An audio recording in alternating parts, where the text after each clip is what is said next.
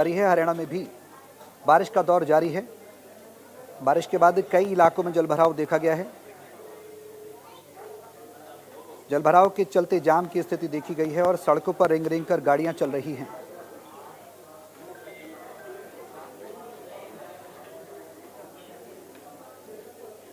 तो बारिश के बाद ये तस्वीरें आप देख सकते हैं, सड़कों पर जो वाहनों की कतारें हैं वो देखने को मिल रही हैं।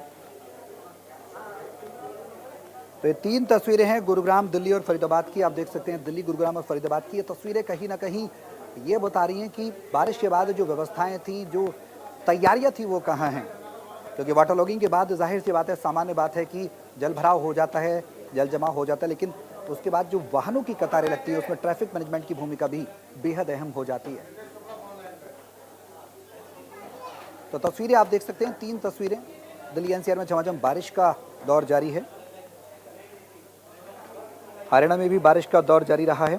कई इलाकों में जलभराव की स्थिति है। तस्वीरें आपके टेलीविजन सेट्स पर इंडिया न्यूज़ हरियाणा आपको दिखा रहा है। और जाम की स्थिति है। बारिश के बाद सड़कों पर वाहन रेंग रेंग कर चल रहे हैं। ये तीन तस्वीरें इसकी बानगी पेश कर रही हैं।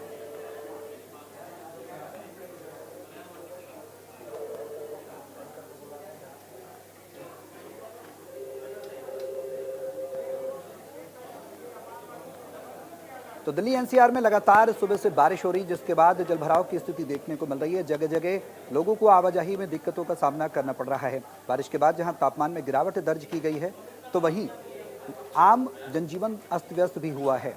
सड़कों पर वाहन रेंग रेंग कर चल रहे हैं। जगह जगह वाटर लॉगिंग की स्थिति बनी हुई है।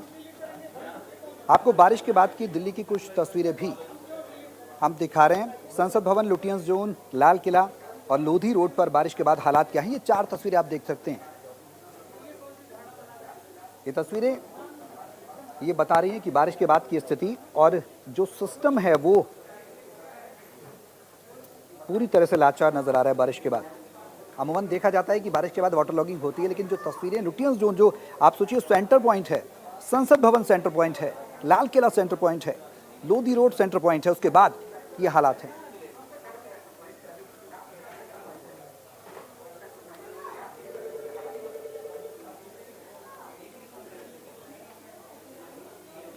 ये तो दिल्ली की बात हुई। अब दिल्ली के बाद हरियाणा की भी तस्वीरें आपको दिखाते हैं। हरियाणा में भी बारिश के बाद जल जमाव की स्थिति देखी गई है। जगह जगह वाटर लॉगिंग हुआ है और वाटर लॉगिंग के बाद लोगों को आवाजाही में दिक्कतें हो रही हैं। फरीदाबाद, गुरुग्राम और भिवानी के बाद जो बारिश हुई है दिल्ली में भी, उसके हालात क्या हैं, ये चार तस्वीरें आप टेलीविजन सेट्स पर देख सकते हैं। दिल्ली, गुरुग्राम, फरीदाबाद और भिवानी की तस्वीरें हैं टेलीविजन सेट्स पर। ये चार तस्वीरें ये बताने के लिए काफ़ी हैं कि बारिश के बाद की व्यवस्था क्या है और हालात क्या है। देखिए, जहां तहां बारिश के बाद जाम लगा हुआ है, वाहन रेंग रेंग कर चल रहे हैं। दिल्ली की तस्वीर देखिए, गुरुग्राम की देखिए। गुरुग्राम में हालांकि उतना ट्रैफिक कंजेशन नहीं है, लेकिन बारिश के बाद ज़रूर स्थिति देखने को मिल रही है। फरीदाबाद में भी यही स्थिति है, भिवानी में भी।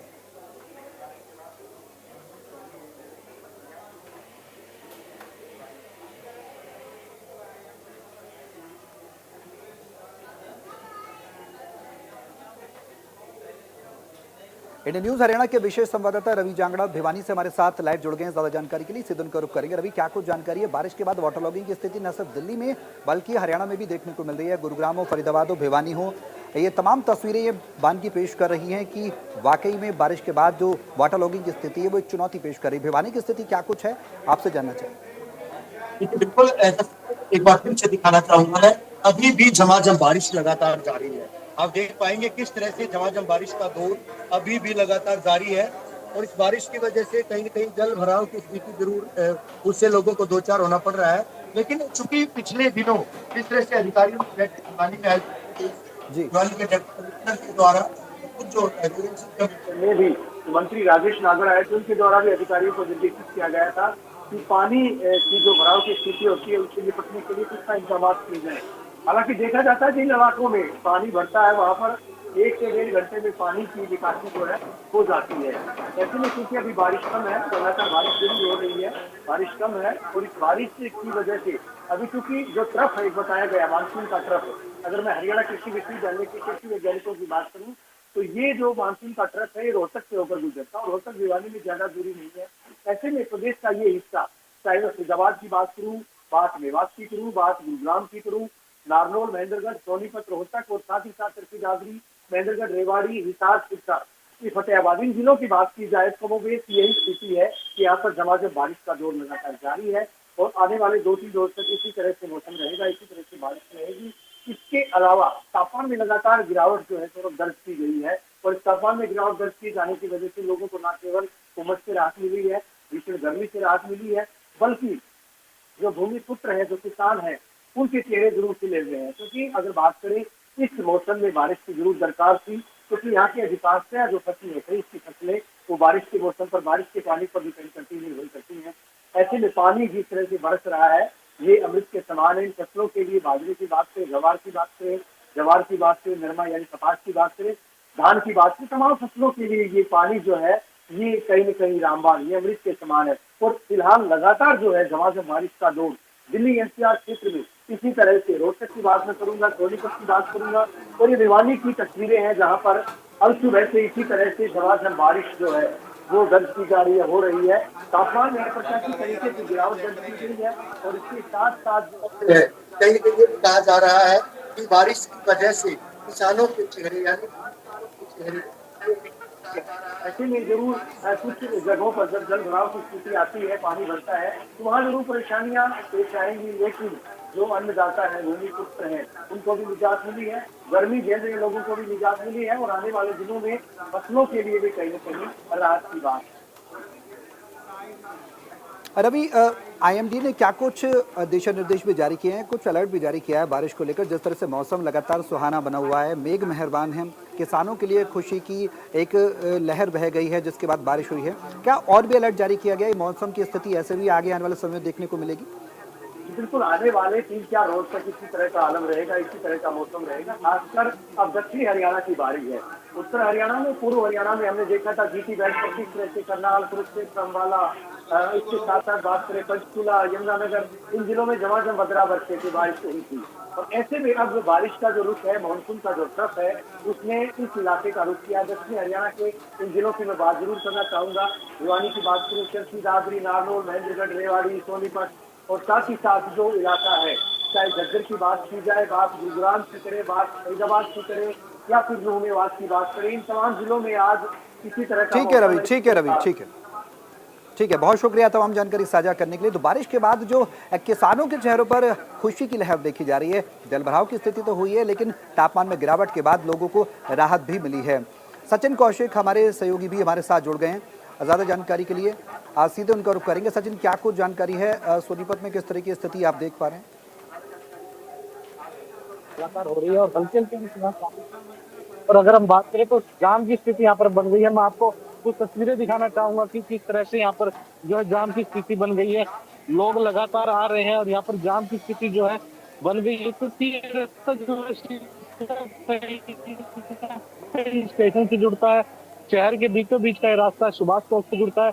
यहाँ पर ये जो तस्वीरें आप देख रहे हैं, पूरे जाम की स्थिति बन गई, क्योंकि यहाँ पर जो गीता भवन चौक है वहां पर पानी भर गया है और वहां पर पानी भरने के कारण जो स्थिति है, चारों तरफ से ये शहर का रास्ता था और यहीं पर जो है जाम की स्थिति बन गई है। वाहन वाले काफी परेशान है, जिसके कारण लोगों को आने जाने में काफी परेशानी हो रही है। लोग जो है आ रहे हैं पैदल, छतरी के साथ आ रहे हैं, कोई छतरी लेकर, कोई बारिश का मजा ले रहा है। वहीं पर आपको दिखाएं तो तस्वीरें कुछ ऐसी थी जिनके बाद पता लगता है कि जाम की स्थिति बन चुकी है और लोग लगातार जाम के अंदर घुस चुके हैं। अब वही बात की जाए किसानों की, तो किसान इस बारिश से काफी खुश नजर आ रहे हैं और लोग जो है परेशान है, क्योंकि निकासी यहाँ पर पानी की नहीं है। लोग परेशान पानी की वजह से, जगह जगह पर पानी बच जाता है। अगर बात की जाए शहर के कुछ मुख्य स्थानों की, जैसे शनि मंदिर का अंडर ब्रिज है, सारंग रोड के पास अंडर ब्रिज है, वहां पर पानी भर जाता है। गीता भवन चौक है, बस स्टैंड है, वहां पर सेक्टर 15 है, सेक्टर 14 है, जहाँ पर पानी भर जाता है और इसी के कारण लोगों को परेशानी होती है। फिलहाल जो जाम की स्थिति है वो शहर के अंदर बन चुकी है। जी सचिन, अगर बात की जाए, जिस तरह से आप बता रहे हैं जगह जगह वाटर लॉगिंग है, जल भराव की स्थिति देखने को मिल रही है, क्या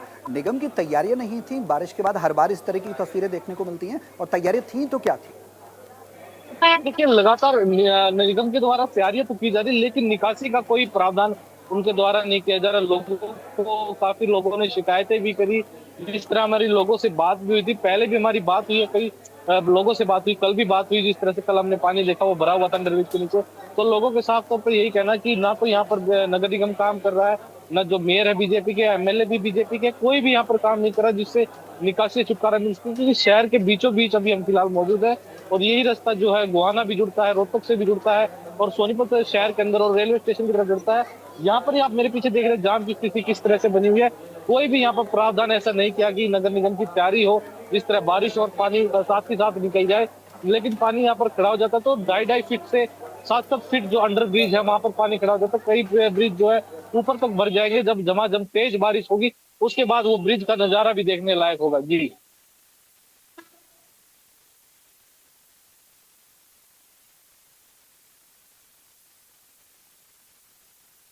लेकिन वो लगातार बारिश की स्थिति हम देख पा रहे हैं, उसके बाद जलभराव की स्थिति आपने कहा कि निगम तैयारियां करता है, लेकिन फिलहाल नाकाफी नजर आ रही हैं।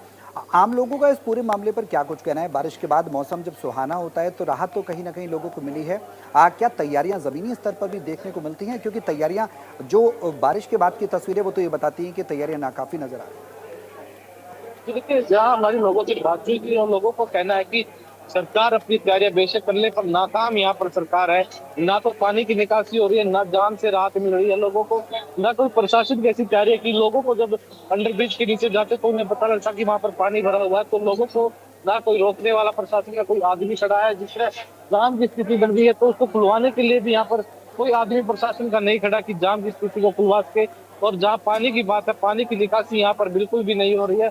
लोग इस पानी की निकासी से काफी चिंतित है कि अगर पानी नहीं उतरता है तो कम से कम 3 से 4 घंटे पानी लगातार खड़ा रहता है और लोगों की गाड़ियां भी खराब होती है, बाइकें भी खराब होती है। जिस तरह से कल हमने कुछ तस्वीरें भी साझा की थी, जिस तरह एक गाड़ी जो पानी के अंदर से निकली थी तो वो गाड़ी खराब हो गई थी और इसी को लेकर लोगों के अंदर भय भी बना रहता कि वो पानी में जिस तरह गाड़ी लेकर जाएंगे तो उनकी गाड़ी और बाइकें खराब होने का पूरा खतरा है। और लगातार लोग प्रशासन से, नगर निगम से यही मांग करते हैं कि पानी की निकासी का प्रावधान जल्द से जल्द कराया जाए।